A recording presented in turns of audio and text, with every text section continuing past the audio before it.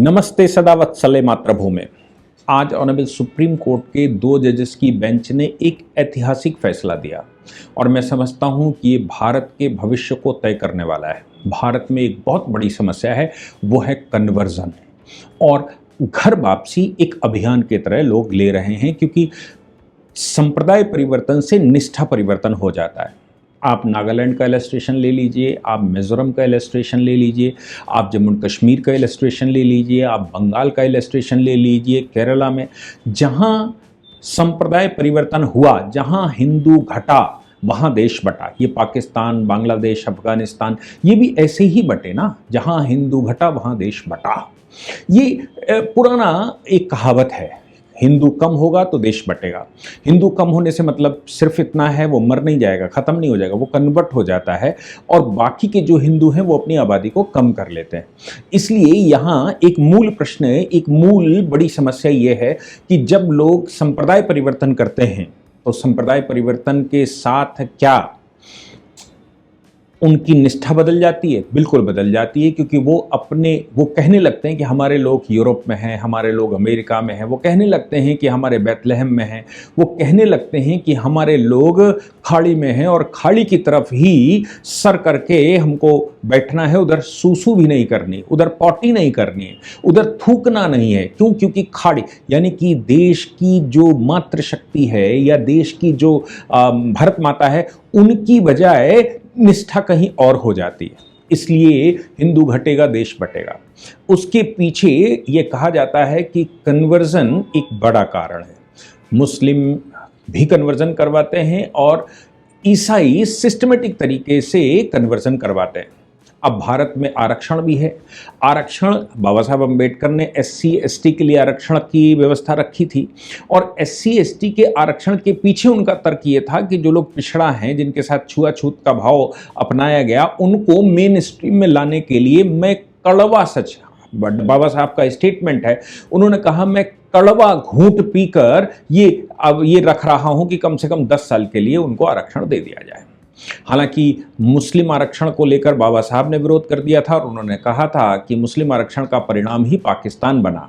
उन्होंने कहा कि देश में अगर आरक्षण दिया जाता है तो वो देश विभाजन का कारण बनता है। लेकिन मैं खून का घूंट पीते हुए, कड़ुआ घूंट पीते हुए इस बात को प्रपोज कर रहा हूं कि SC ST के लिए 10 साल के लिए रिजर्वेशन रखा जाए ताकि वो मेन स्ट्रीम में आ जाए। ये बाबा साहब के विचार था। अब वो रिजर्वेशन भारत में पॉलिटिक्स का हिस्सा बन गया है। OBC रिजर्वेशन आ गया, नई जाति पैदा हो गई। SC ST OBC और अगला पिछड़ा, ये सब भारत में जातियां बन गई जो आपस में आमने सामने खड़ी हो गई आरक्षण की वजह से। लाभ मिले ना मिले, लेकिन आरक्षण की वजह से सामने खड़ी हैं। इसी बीच में ईसाई मिशनरियों ने साइलेंट खेल खेलना शुरू किया और भारत में SC और ST समुदाय को टारगेट किया। उनको ये बताया कि तुम्हें छुआछूत की भावना तुम्हारे साथ है और तुम अलग थलग हो, इसलिए तुमको मेन स्ट्रीम में आने के लिए आरक्षण नहीं, मेन स्ट्रीम में आने के लिए तुमको संप्रदाय बदलना पड़ेगा। मुसलमान हो जाओ या ईसाई हो जाओ। ईसाई और मुसलमान होने के बाद भी आरक्षण लागू रहेगा, तुमको लाभ भारत में मिलता रहेगा। यानी कि जो तुम्हारा SC ST का स्टेटस है वो भी बरकरार रहेगा और तुमको लाभ भी मिलेगा और तुम बराबरी की समानता पर भी आ जाओगे। ये कह के प्रलोभन देकर, कभी शादी का प्रलोभन देके, कभी लव जिहाद करके, कभी दुनिया भर के, आपने केरला स्टोरी 1 2 ये देखी होंगी, इन सब माध्यमों से व्यक्ति का कन्वर्जन होता है। मिशनरियां खूब काम करती हैं, फिर वही लोग जो कन्वर्ट हो जाते हैं उनकी आमदनी का साधन भी कन्वर्जन हो, उन्हीं में से पास्टर बना देते हैं, उन्हीं में से पादरी बना देते हैं और भारत में वो रिजर्वेशन का लाभ भी लेते रहते हैं। जैसे ही सरकारों को यह सिस्टम को पता लगता है कि ये व्यक्ति क्रिश्चियन है या मुसलमान है तो आरक्षण उसमें रोक दिया जाता है।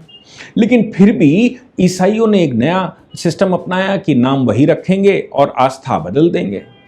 और अभी सुप्रीम कोर्ट में 2004 में एक बड़ी पिटीशन आई थी और उस बड़ी पिटीशन में ये दावा किया गया था कि SC ST का स्टेटस कन्वर्जन के बाद भी बरकरार रखना चाहिए। ये जहां जहां कंफ्यूजन है, SC ST का लाभ नहीं दे रहे हैं, उनके लाभ बरकरार रखने चाहिए, क्योंकि कन्वर्जन के बाद भी वो दलित रह जाते हैं, कन्वर्जन के बाद भी वो पिछड़ा है, कन्वर्जन के बाद भी वो वहां पर भी उनके साथ वही भेदभाव हो रहा है जहां जो यहां होता था। तो सवाल नए नए पैदा हुए। नए सवालों में बुद्धिजीवियों ने कहना शुरू किया, अगर वहां भी तुम्हारे साथ ऐसा ही हो रहा है तो ईसाई क्यों हो, वापस आ जाना चाहिए। अगर वहां भी ऐसा ही हो रहा है तो मुसलमान क्यों हो, वापस आ जाना चाहिए। इस पिटीशन के साथ कई एक पिटीशनें और अटैच हो गईं और सुप्रीम कोर्ट के ऊपर दबाव बनाया गया कि सुप्रीम कोर्ट ये तय करे कि आरक्षण कन्वर्जन के बाद भी जारी रहेगा। तर्क ये आया हिंदुओं की तरफ से कि एससी एसटी को जो आरक्षण दिया गया उस आरक्षण में से ही इनको आरक्षण देना पड़ेगा, क्योंकि 50% की जो लिमिट है वो 50% की लिमिट तो क्वालिफाई कर नहीं सकते। तो जो कोई भी इस समुदाय में भी यानी कि एससी एसटी मतलब ईसाई या मुसलमान होगा उसको जो लाभ मिलेगा वो एससी एसटी ओबीसी में से ही मिलेगा। ममता बनर्जी ने एससी एसटी ओबीसी का लाभ देना भी शुरू कर दिया था, आंध्र प्रदेश ने देना शुरू कर दिया। मतलब जहां जहां नॉन भाजपा सरकारें थी उन्होंने खूब इन पर आरक्षण का खेल खेला। भाजपा सरकारें आती हैं तो वो बंद कर देती हैं। इसी बात का चैलेंज ऑनरेबल कोर्ट में है। और अभी सुप्रीम कोर्ट के सामने एक रिपोर्ट रंगनाथ कमीशन की रखी गई थी और उसमें यह कहा गया, रंगनाथ मिश्रा कमीशन, उन्होंने कहा कि भाई ये जो संप्रदाय है, संप्रदाय का पिछड़ेपन से कोई लेना देना नहीं। एससी एसटी ओबीसी का जो रिजर्वेशन का लाभ है उनको बरकरार रखना चाहिए और ये संप्रदाय के अनुसार नहीं देखा जाना चाहिए। रंगनाथ मिश्रा की रिपोर्ट को सबमिट किया गया। उसके बाद चूंकि सौभाग्य है कि जब ये पिटीशन आई सिस्टम में, जब ये फाइल हुई थी तब भी उस समय वाजपेयी जी की सरकार हुआ करती थी और अभी जब इसका बड़ा व्यापक रूप आया तो भाजपा की सरकार, और ये भाजपा की सरकार में सुनवाई के लिए इसलिए प्रेरित किया गया क्योंकि ज्यादातर राज्यों में भाजपा की सरकारें हैं और जहां कहीं भी भाजपा की सरकारें हैं वहां पर उन्होंने एससी एसटी रिजर्वेशन को केवल हिंदू, बौद्ध और सिख तक ही लिमिट कर दिया और मुसलमानों को, ईसाइयों को सिस्टम से बाहर कर दिया। अगर पुराने नोटिफिकेशन थे भी तो नोटिफिकेशन रोल बैक कर लिए गए। महाराष्ट्र में इलस्ट्रेशन है, 2-4 दिन पहले ही उन्होंने एक रोल बैक किया है। तो अब जो सवाल पैदा हो रहा है कि भाई कन्वर्ट भी हो गए और लाभ भी ले रहे हो, और उनका तर्क था कि हम कन्वर्ट भी हो गए हैं और लाभ भी मिलता रहेगा तो कन्वर्जन ज्यादा अच्छा है। इसलिए वो पिटीशनें जो कन्वर्जन की मशीनरी में लगे हुए थे उन्होंने वो पिटीशनें सुप्रीम कोर्ट में डाली और कुछ आना शुरू किया। सुप्रीम कोर्ट ने केंद्र सरकार को नोटिस किया। केंद्र सरकार ने पहले तो अपने एफिडेविट में सीधा मना किया, यानी कि भाजपा की, मोदी जी के नेतृत्व की सरकार ने सीधा सीधा कहा कि भाई देखो ये अलग समुदाय में चले जाते, और जो तर्क दिया वो बड़ा गजब का है। सरकार से जब पूछा गया कि भाई अगर बौद्ध एसटी हो सकता है, एससी हो सकता है, सिख एससी एसटी हो सकता है, तो फिर ईसाई और मुसलमान एससी एसटी क्यों नहीं हो सकता। सरकार ने तर्क दिया कि बौद्ध और सिखिज्म हिंदुइज्म के ही पार्ट हैं, वो भारतीय समुदाय हैं, वो भारत के ही हिस्से हैं इसी भूमि में, इसलिए उनके साथ भेदभाव की प्रक्रिया जारी है। जबकि ईसाई और मुसलमान, केंद्र सरकार ने एफिडेविट में कहा है, उन्होंने कहा ईसाई और मुसलमान ये विदेशी संप्रदाय हैं। विदेशी संप्रदाय का एक अलग लॉजिक है, वो समानता के आधार पर चलते हैं और वो समानता क्लेम करते हैं।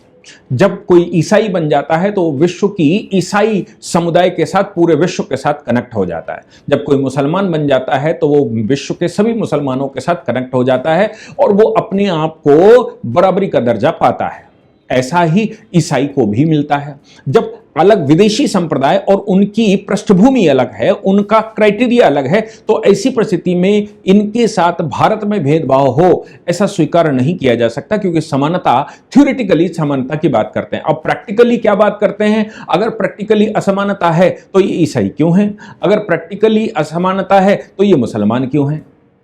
अब अगर ईसाई और मुसलमान हैं तो असमानता नहीं है, और अगर ईसाई मुसलमान से ये वापस आते हैं, घर वापसी इनकी की गई है, तो फिर ये दलित बन जाते हैं। तो हम इनका सम्मान करेंगे और इनको आरक्षण का लाभ मिलना चाहिए। केंद्र ने ये बनाया।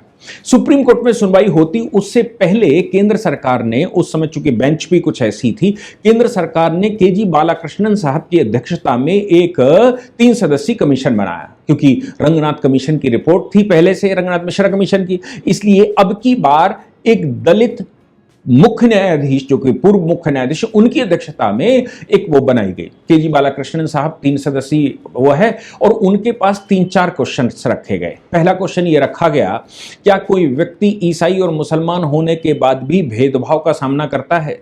क्या थ्योरेटिकली, प्रिंसिपली ईसाई और मुसलमानों में ऐसा कोई भेदभाव है? इसको प्रूफ करो। दूसरी बात उन्होंने जो बड़ी महत्वपूर्ण थी वो ये कहा, क्या ईसाई और मुसलमान अगर इनको आरक्षण दे दिया जाए एससी एसटी का, तो भारत के हिंदू, सिख, बौद्ध, ईसाई, एससी एसटी के राइट पर क्या प्रभाव पड़ेगा? क्या उनका राइट भी छिन जाएगा? क्या आरक्षण उनको इसमें शामिल करने से कितने % लोगों को नुकसान होगा? इसके अतिरिक्त ये भी पूछा गया कि अगर कोई ईसाई और मुसलमान बन जाता है तो क्या वो ईसाई मुसलमान एससी एसटी रहेगा? ऐसे 3-4 प्रश्न बनाकर केंद्र सरकार ने कमीशन का अपॉइंटमेंट किया।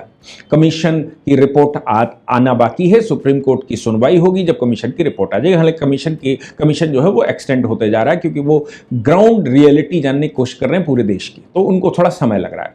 लेकिन तब तक ऑनरेबल सुप्रीम कोर्ट में एक नया केस आ गया और ऑनरेबल सुप्रीम कोर्ट के 2 जजेस की बेंच ने उस केस को लेकर अपना रुख भी साफ कर दिया। चिंथाड़ा आनंद versus state of Andhra Pradesh. यह मामला एक क्रिमिनल केस है, एससी एसटी एक्ट का है। एक पास्टर है, एससी था लेकिन वो पास्टर हो गया, ईसाई हो गया, ईसाई होने के बाद वो पास्टर हो गया। पास्टर होने के बाद वो लोगों को प्रेयर करवाने लगा। दुनिया भर का चर्च और ज्ञान और कपड़े का, सफेद कपड़े और ये वो सब स्टाइलिश हो गया। स्टाइलिश होने के बाद वो घर घर जाता और लोगों को ईसाइयत का ज्ञान देता।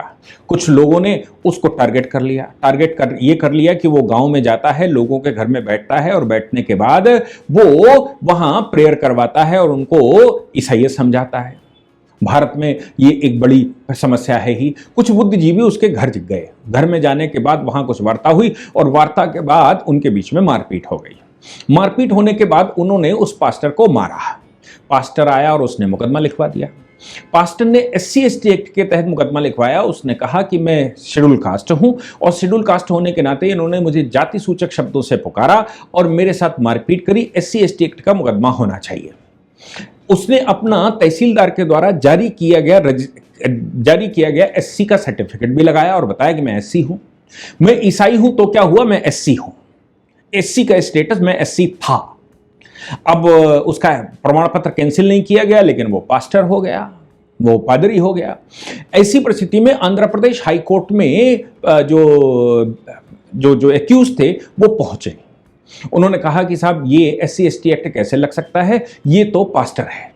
आंध्र प्रदेश हाई कोर्ट ने कहा कि एससी एसटी एक्ट यहां पर लागू नहीं होता क्योंकि कॉन्स्टिट्यूशनल ऑर्डर 1950 में पहला कॉन्स्टिट्यूशनल ऑर्डर आया था जिसमें एससी एसटी के रिजर्वेशन की बात कही गई थी। रिजर्वेशन का क्लॉज था, उसका क्लॉज 3 ये कहता है कि केवल ईसाई, वो केवल बौद्ध, सिख और हिंदू, ये इनके दलितों को लाभ दिया, एससी एसटी का लाभ दिया जाएगा। ये डॉक्टर अंबेडकर की जो कल्पना थी, मतलब डॉक्टर अंबेडकर की कल्पना के अनुसार 1950 में ये कॉन्स्टिट्यूशनल ऑर्डर आया। तो डॉक्टर अंबेडकर चाहते थे कि एससी एसटी का लाभ केवल हिंदू, बौद्ध और सिखों को दिया जाए, बाकी किसी को नहीं, क्योंकि विदेशी संप्रदाय हैं और डॉक्टर अंबेडकर बिल्कुल क्लियर थे इस्लाम को लेकर और ईसाइयत को लेकर। ऐसी परिस्थिति में ये क्लेम किया गया कि साहब चूंकि कॉन्स्टिट्यूशनल ऑर्डर 1950 ऐसा कह रहा है इसलिए ये एससी एसटी एक्ट लागू नहीं होता। आंध्र प्रदेश हाई कोर्ट ने एससी एसटी एक्ट लागू करने से मना कर दिया और उन्होंने कहा कि आपके सामान्य झगड़ा है, उस झगड़े का मुकदमा होना चाहिए, ना कि एससी एसटी, क्योंकि ये जो पास्टर है ये एससी नहीं है। पास्टर ऑनरेबल सुप्रीम कोर्ट चला आया जिसका नाम चिंथाड़ा आनंद है। वो सुप्रीम कोर्ट आया। सुप्रीम कोर्ट के 2 जजेस की बेंच ने सुनवाई करी और की अदालत में पड़ा। विषय वही था कि भाई ये मेरे पास तहसीलदार का जारी किया हुआ एससी का सर्टिफिकेट है। और अभी सुप्रीम कोर्ट ने आज कहा कि एक बात ध्यान रखिए, ना तो आपने घर वापसी की है, मतलब ये नया एडिशन किया आंध्र प्रदेश हाईकोर्ट के जजमेंट के बाद, आपने घर वापसी की होती, घर वापसी से मतलब है if we are revert to the Hinduism, तो हम आपको इस सर्टिफिकेट का लाभ दे सकते थे। और लेकिन आप चूंकि कन्वर्ट हो गए और जो कन्वर्जन है ईसाइयत और इस्लाम, ये छुआछूत की भावना प्रैक्टिकली कुछ भी रखते हो, थ्योरेटिकली नहीं होती। इनके यहां छुआछूत माना नहीं जाता। सारे मुसलमान एक से होते हैं, सारे ईसाई एक से होते हैं, सबको सम्मान मिलता है, सब बराबरी का दर्जा रखते हैं। अब चूंकि सभी बराबरी का दर्जा रखते हैं और सबको बराबर राइट हैं, इसलिए ऑनरेबल सुप्रीम कोर्ट के 2 जजेस की बेंच ने कहा कि ये SC ST का केस नहीं बनता, तुम SC ST नहीं हो। सुप्रीम कोर्ट ने यह भी कहा कि जब तुम पास्टर हो गए, रोज प्रेयर करवाते हो चर्च में, और इसके अलावा गांव में प्रेयर करवाने जाते हो, लोगों के यहां कपड़े पहनकर जाते हो, तो तुमने एक दिन भी ईसाइयत का परित्याग नहीं किया, एक दिन भी तुमने ईसाइयत छोड़कर हिंदुइज्म को पालन नहीं किया, इसलिए अब तुम हिंदू नहीं हो। अब चूंकि तुम हिंदू नहीं हो और तुम मुसलमान, तुम ईसाई हो, इसलिए SC ST एक्ट लागू नहीं हो सकता, भले ही तहसीलदार ने तुमको सर्टिफिकेट जारी किया हो।